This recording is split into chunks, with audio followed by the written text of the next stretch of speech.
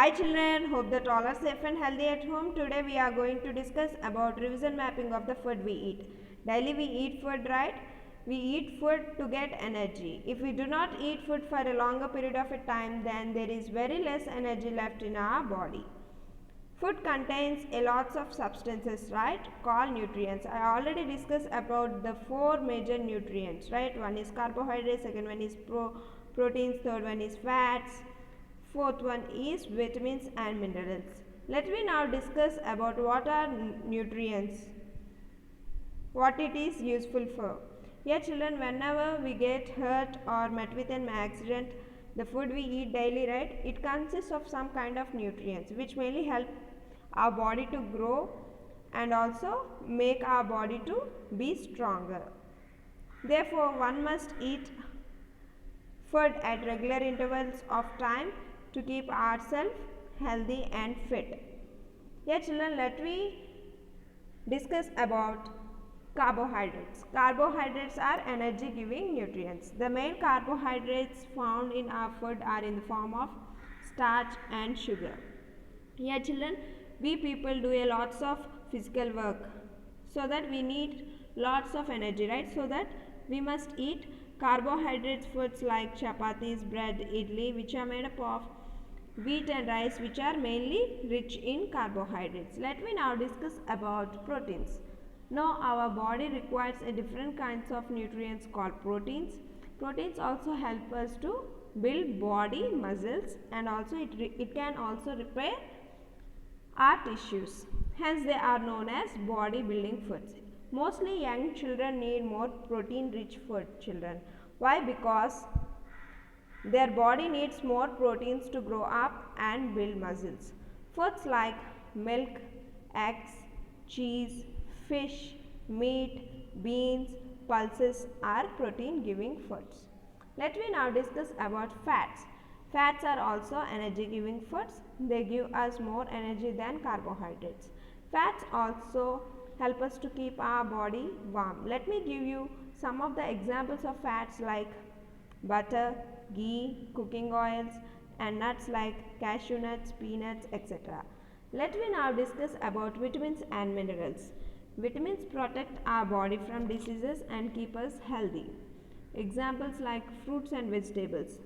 Minerals make our teeth and bones stronger and help to improve the quality of blood in our body. Here children, mostly milk and milk products are rich in calcium. Green leafy vegetables like spinach and fruits like apple are rich in iron. Here children, let me now discuss about roughage. When we eat food such as fresh vegetables, fruits and salads, all of this food does not get digested by our body. This undigested food is called roughage, and it is also known as fiber. Let me now discuss about water. To stay healthy, our body also needs sufficient amount of water. Water helps us to digest our food and remove waste from our body. It is also helpful for the body to absorb the nutrients properly. Water also helps to maintain the constant temperature in the body.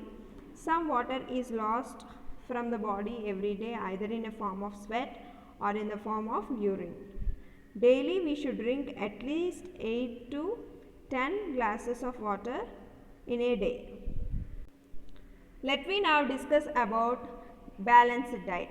The food we eat normally in a day is our diet.